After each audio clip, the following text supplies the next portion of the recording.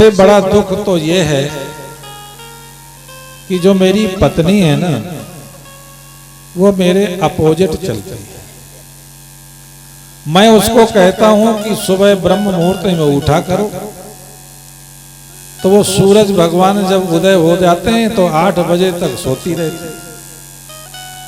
अब मैं जागता हूं 4 बजे, वो जागती है 8 बजे। तो जब हम कहते हैं तो झगड़ा होता है। हम कहते हैं जल्दी उठो, नहीं उठते, फिर झगड़ा होता है। मैं कहता हूं कि बासी भोजन मत करो, तो वो जानबूझ करके रात में बचा हुआ जो भोजन है वो उठ करके बासी बिना नहाए ही खाने लगती है। ये कौन करती थी? धुंधली। तो जो सुबह ज्यादा देर तक सोवे वो उसका नाम क्या है? धुंधली। जो बासी रोटी खावे उसका नाम क्या है? धुंधली। बिना नहाए और बासी रोटी खावे और वो कह रहे हैं कि महाराज मैं कहता हूं भजन करो, तो वो कहती है सिनेमा चलो। बिल्कुल उल्टा चल रही है। मैं पूरब जाता हूं तो पश्चिम जाता हूं। मुझे एक याद आ गया, मुझे एक पंजाब में खन्ना नाम का खन्ना शहर है, तो वहां एक मेरा शिष्य था, तो वो पति पत्नी में आपस में बहुत कम पटती थी, उनकी करते थे झगड़ा। तो एक दिन मेरे से हंसने लगा, कहा महाराज ये जो मेरी पत्नी है ना, ये उल्टा चलती है। मैं जो कहता हूं तो ये वैसा नहीं करती, उल्टा चलती है। मैंने कहा अच्छा। कहने लगा एक बार गंगा जी गई, मैं सोच रहा था इसको हरिद्वार ले जाऊं, और ये उल्टा चलती है। तो जब ये हर की पौड़ी में नहाने जाएगी ना, तो मैं उसको कहूंगा कि नहीं आगे मत जाना, तो मैं कहूंगा आगे मत जाना, तो वहां जरूर जाएगी, और इसी बहाने जब जाएगी तो बह जाएगी और मुझे छुटकारा मिल जाएगा।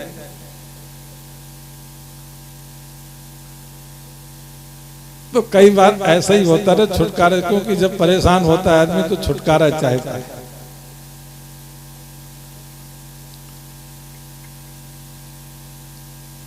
आत्मदेव कह रहे हैं कि यही स्थिति है कि जो मैं कहता हूं आम तो ये मिली, मैं पूरब तो ये पश्चिम। तो महाराज एक काम करो कि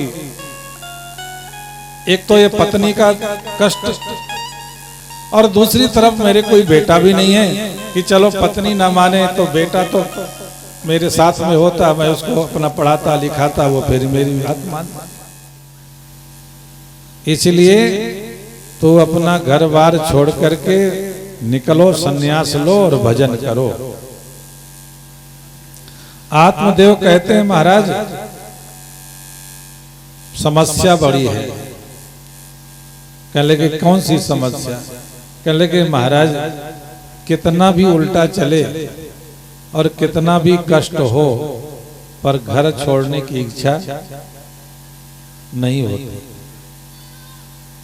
तो संत ने कहा तो घर जाओ, कोई बात नहीं। तो घर जाता हूं तो लड़ाई होती है। तो संत कहने लगे फिर छोड़ दो पत्नी को, आओ हमारे साथ में। तो कहने लगे महाराज वो भी नहीं होता। तो कहने लगे फिर क्या करें? कहने लगे बेटे का वरदान दे दो, बेटा मिल जाए मुझे। संत ने कहा बेटा भी तेरे होगा भी, अगर एक तो है नहीं और होगा तो वो भी उल्टा ही चले, तो तेरे सुख तो है नहीं। फिर भी लोग कहते हैं चलो सुख मिले चाहे ना मिले, पर बेटा तो जरूर हो। और हुआ भी वही कि संत ने आशीर्वाद दे दिया और एक फल दिया कि जाओ अपनी पत्नी को खिला देना, और वो फल लेकर के आया, पत्नी को दिया। पत्नी ने फल खाया ही नहीं। फल किसको खिला दिया? गाय को। गाय ने फल खा लिया, तो बच्चा तो गाय को हुआ, धुंधली को तो बच्चा हुआ नहीं। धुंधली ने अपनी बहन से अपनी गुप्त सलाह करके और कहा कि मेरा पति ऐसा ही है, उसका दिमाग खराब हो गया है, वो तो बेटा ही बेटा चिल्लाता है, पता नहीं किसी महात्मा का ये फल लेके आया, पता नहीं उसमें जहर है क्या है, मैं खाऊं मर जाऊं तो अभी तक की जोड़ी हुई जो संपत्ति है वो सब घर वाले लूट ले जाएंगे। उसने कहा ये ना खाऊंगी मैं फल, मुझे बच्चा अच्छा नहीं चाहिए। तो उसकी बहन ने कहा कोई बात नहीं, अगर तुझे बेटा नहीं चाहिए तो फल ना खाओ, गाय को खिला दो। तो गाय को खिला दिया और कहने लगे मेरे जो है ना 3 महीना का गर्भ है,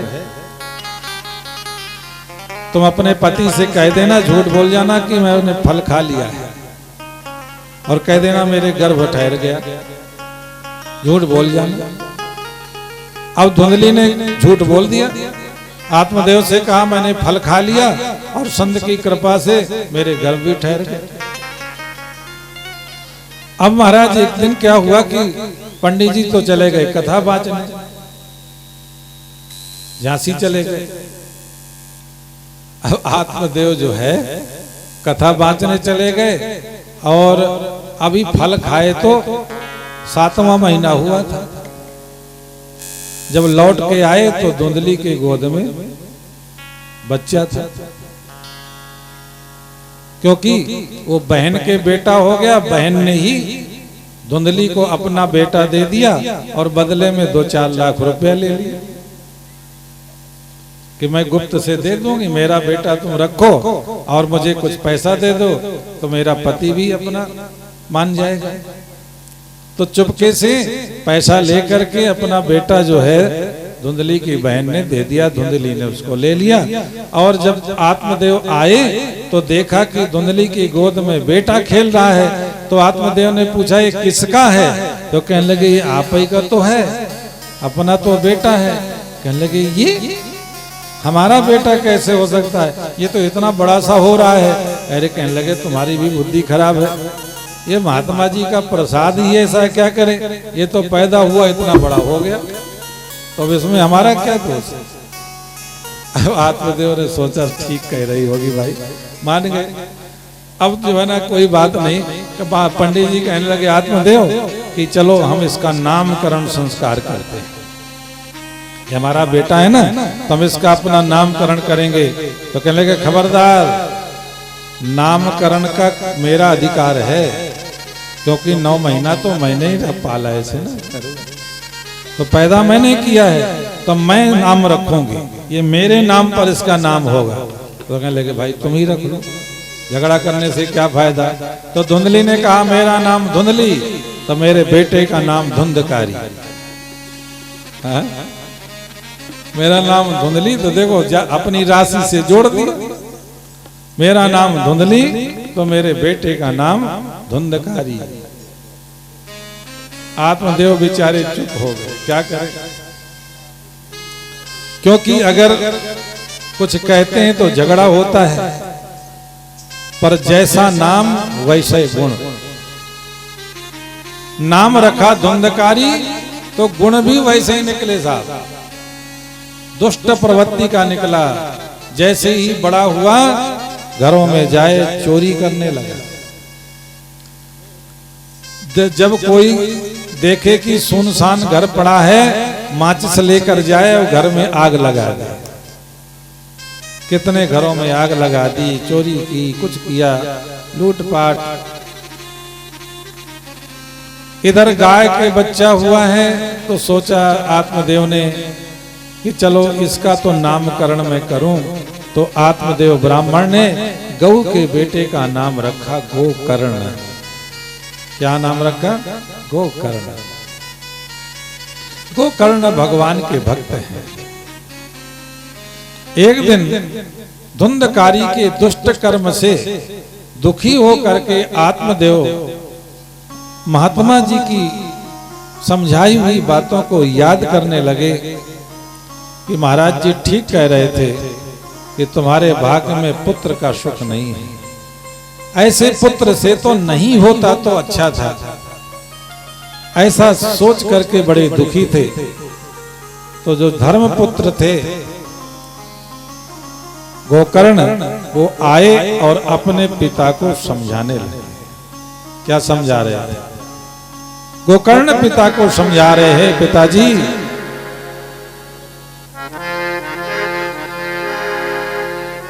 आपके दुख का कारण क्या है? पहले एक बार विचार करो कि जो आप दुखी हैं तो आपके दुख का कारण क्या है? कारण तो देखो। दुख का कारण है मोह। मोह सकल व्याधिन कर मूला, ये मेरा है। अगर पिताजी इस मोह से अपने आप को अलग कर लो अगर, तो दुख भी खत्म हो जाएगा कि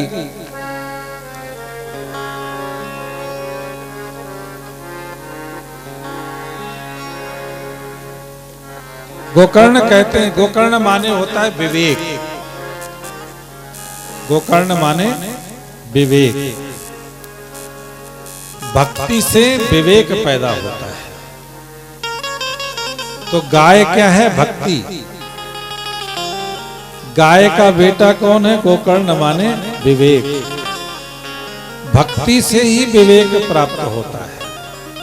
पहले हम भक्ति करते हैं, कथा सुनते हैं। कौन सी भक्ति? पहली भक्ति कौन है? कथा सुनना। श्रवणम कीर्तनम, श्रवण पहली भक्ति है। और कथा सुनने से विवेक की प्राप्ति होती है। गोकर्ण समझा रहे हैं कि पिताजी आपके दुख का कारण क्या है? मोह। आप कहते हो ये मेरा है, ये मेरा है, ये मेरा है। इस मेरेपन को खत्म कर दो, छोड़ दो। ना तो ये मैं हूं और ना ये मेरा है। ना मैं शरीर हूं, ठीक है ना, और ना शरीर मेरा है। ना तो मैं शरीर हूं और ना शरीर मेरा है।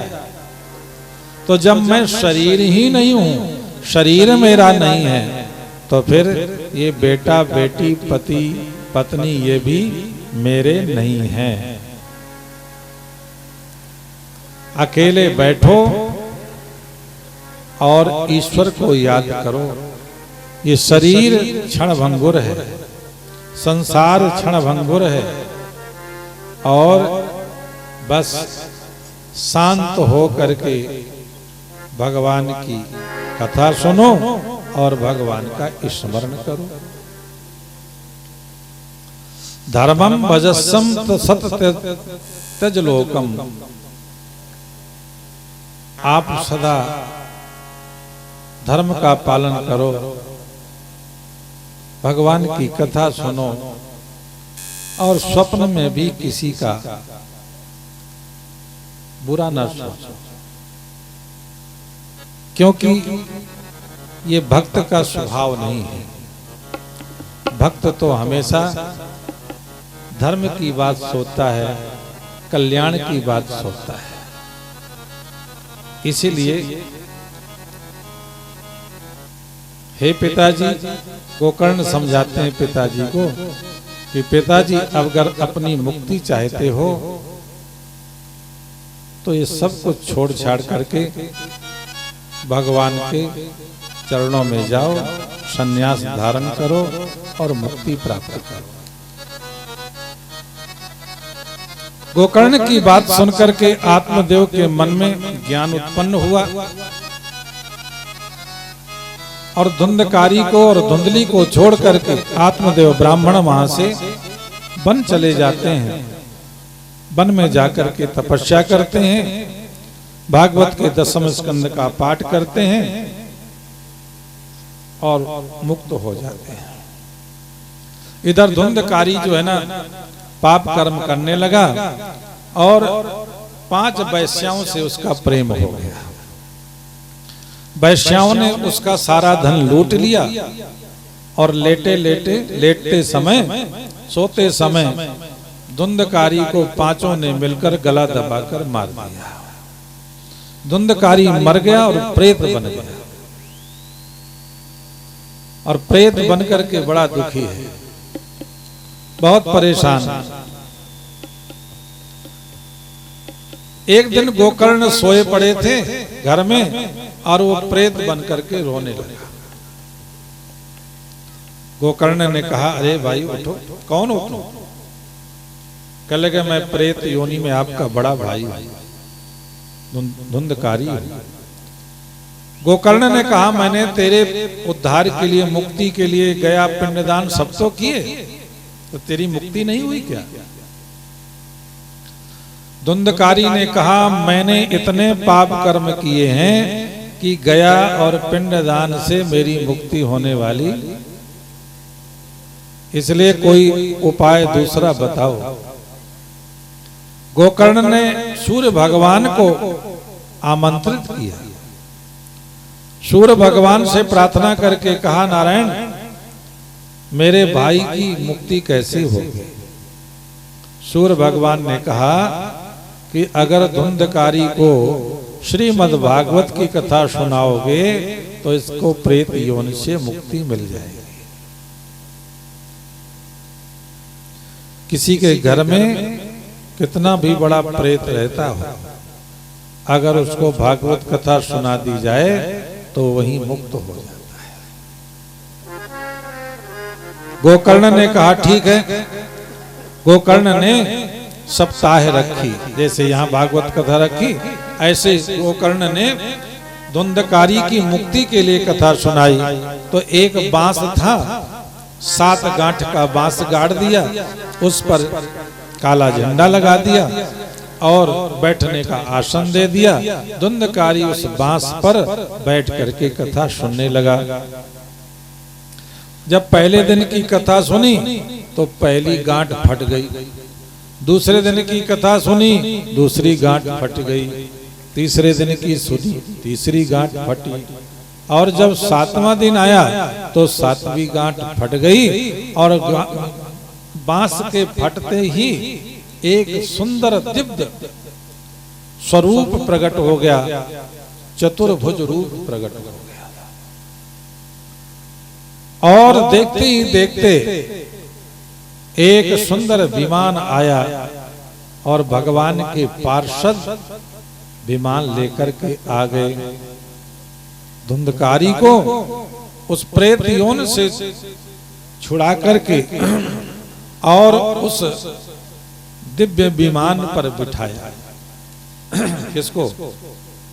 जो प्रेत योनि से मुक्त होकर के धुंधकारी जब सुंदर शरीर धारण करके आया मनुष्य का, तो उसको रथ में बिठा करके और स्वयं भगवान श्री नारायण के जो पार्षद थे वो कहाँ ले गए?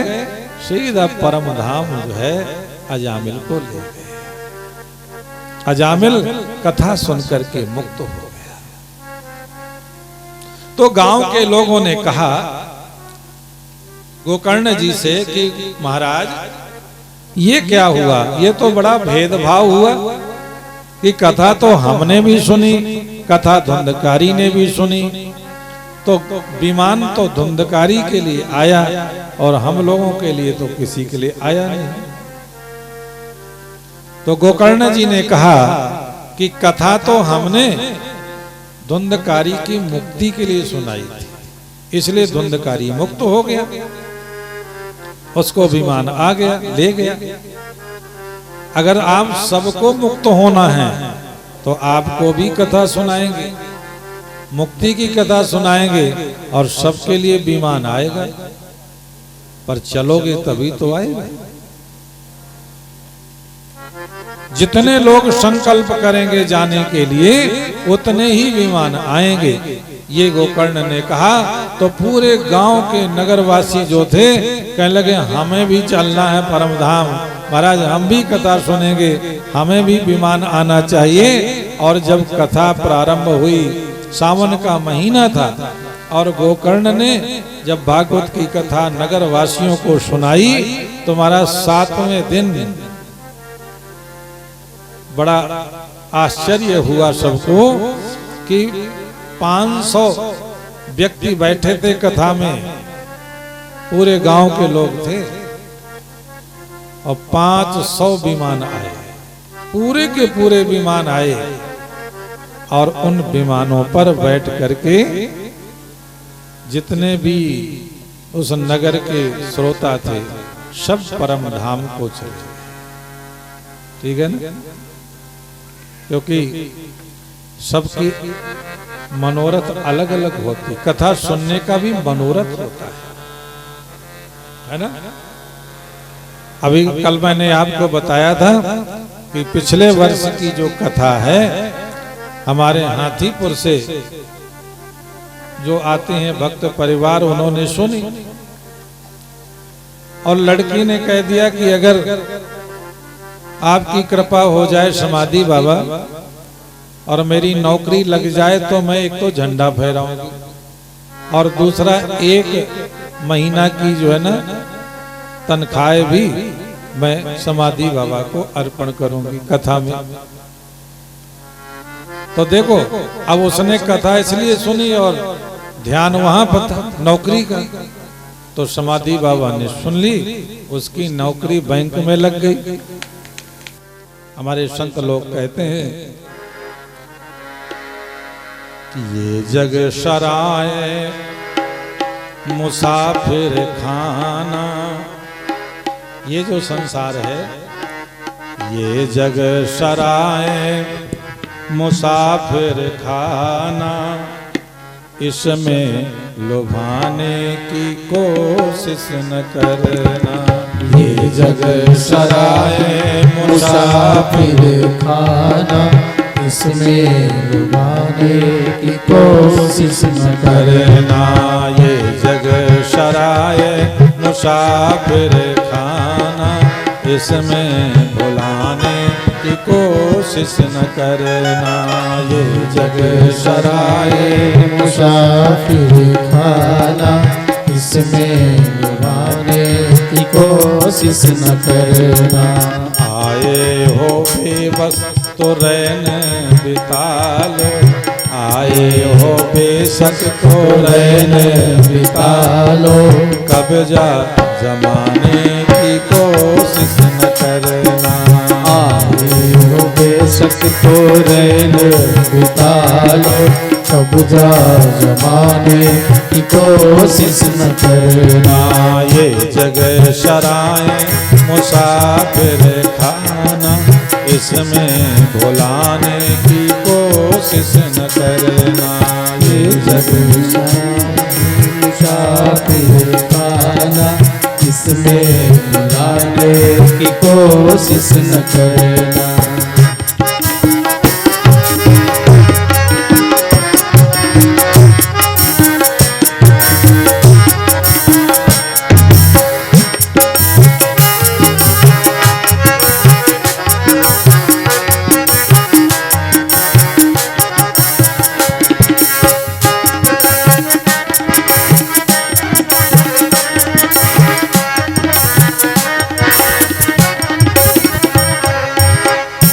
क्योंकि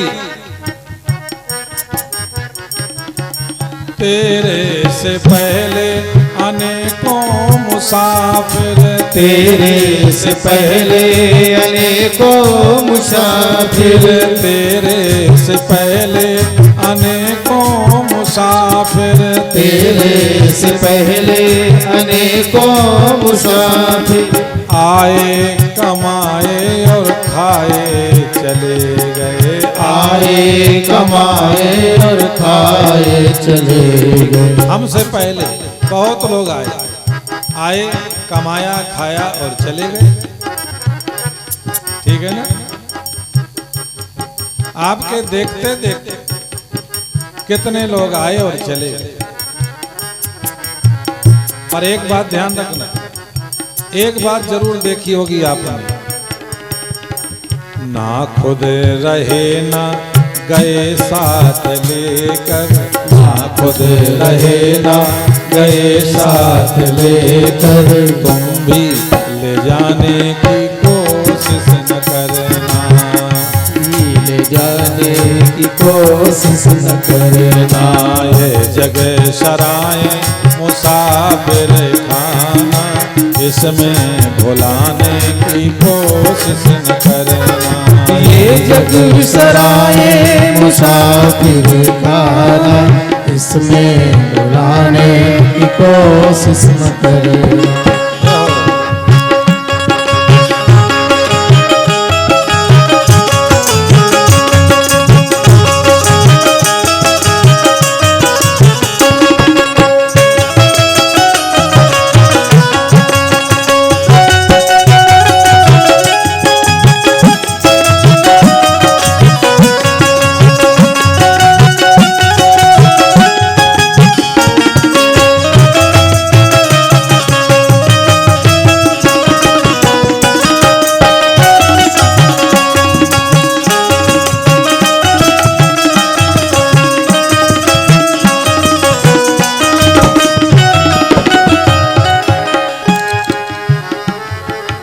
ये दुनिया दौलत अमानत प्रभु की, ये दुनिया दौलत अमानत प्रभु की। ये किसकी अमानत है? ईश्वर की अमानत है। उन्होंने तो बनाई ना दुनिया ये, और उन्होंने दुनिया बना के हमें दे दी। ये दुनिया दौलत अमानत प्रभु की, ये दुनिया दौलत अमानत प्रभु की। ना है किसी की न होगी किसी की, ना है किसी की न होगी किसी की। ना है किसी की न होगी किसी की, ना है किसी की न होगी किसी की। पहले कभी भी हुई ना किसी की, पहले कभी भी हुई ना किसी की। अपनी बनाने की कोशिश न करना। पहले कभी भी हुई ना किसी की, अपना बनाने की कोशिश न करना। ये जग सराय मुसाफिर खाना, इसमें भुलाने की कोशिश न करना। ये जग सराय मुसाफिर खाना, इसमें भुलाने की कोशिश न करना।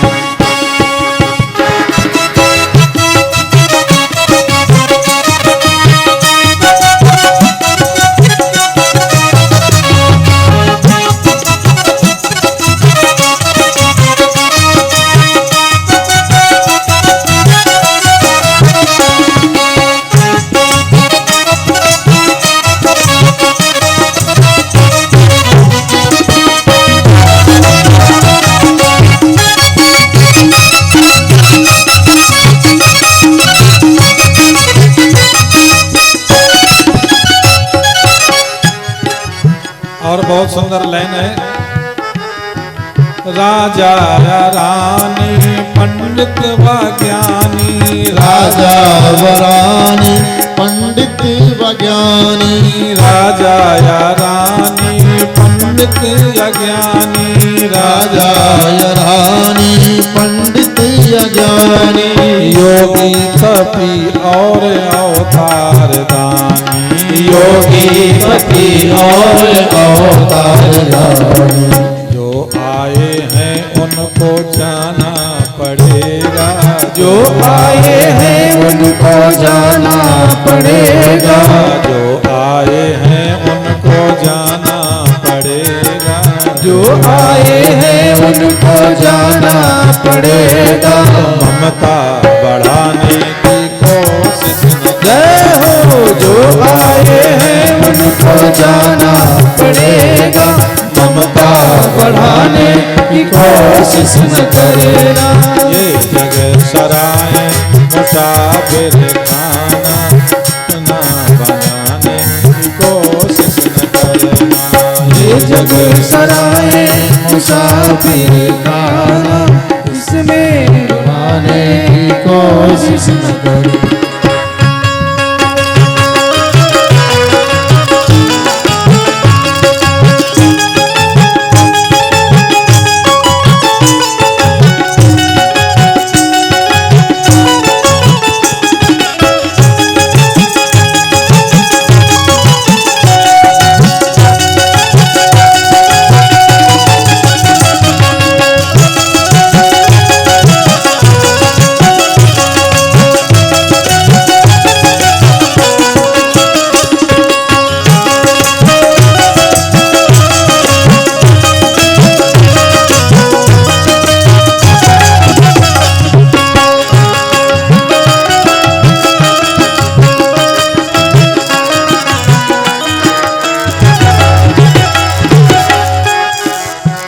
84 चक्कर में गोता लगाया, 84 चक्कर में गोता लगाया, 84 चक्कर में गोता लगाया, 84 चक्कर में गोता लगाया। तो मुश्किल से नर्तन का चोला है पाया, मुश्किल से नर्तन का चोला बनाया, मुश्किल से नर्तन का चोला है पाया, मुश्किल से नर्तन का चोला है पाया।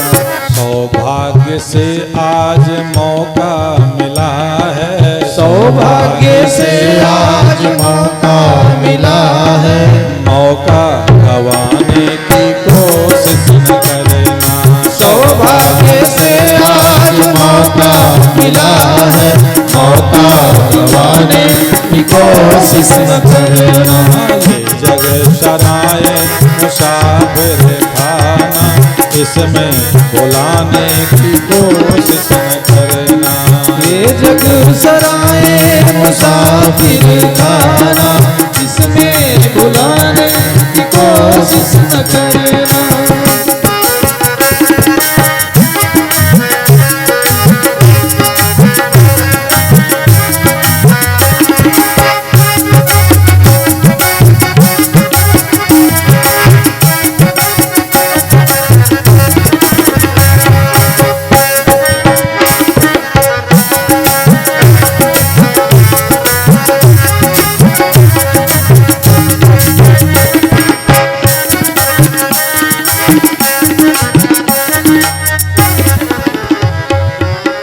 देखिए भजन की आखिरी लाइन,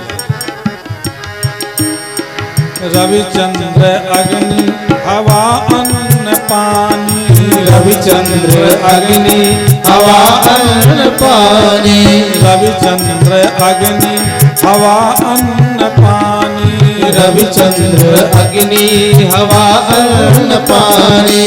तेरे लिए जिसने पैदा किया है, तेरे लिए जिसने पैदा किया है, भिक्षु कहे जिसने सब कुछ दिया है, भिक्षु कहे जिसने सब कुछ दिया है, उसको भुलाने की कोशिश न करना, भिक्षु कहे जिसने सब कुछ दिया है, उसको भुलाने की कोशिश न करना।